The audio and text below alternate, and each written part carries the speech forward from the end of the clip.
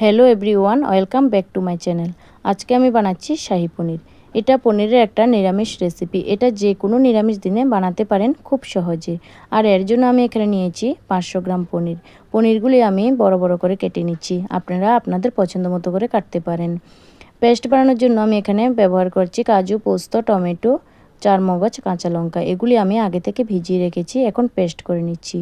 এবার কড়াইতে তেল গরম হলে একে একে পনিরগুলি ভেজে নেব। খুব বেশি লাল লাল করে ভাজতে হবে না, অল্প একটু ভেজে নিলেই হবে। যেহেতু পনিরের পরিমাণটা বেশি ছিল, তাই আমি পনিরগুলিকে দুইটি ভেজে নিচ্ছি।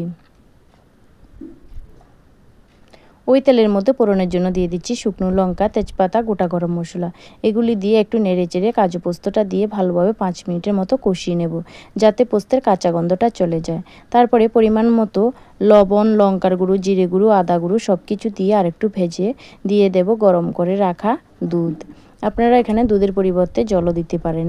আমি এখানে হলুদ গুঁড়া ব্যবহার করিনি।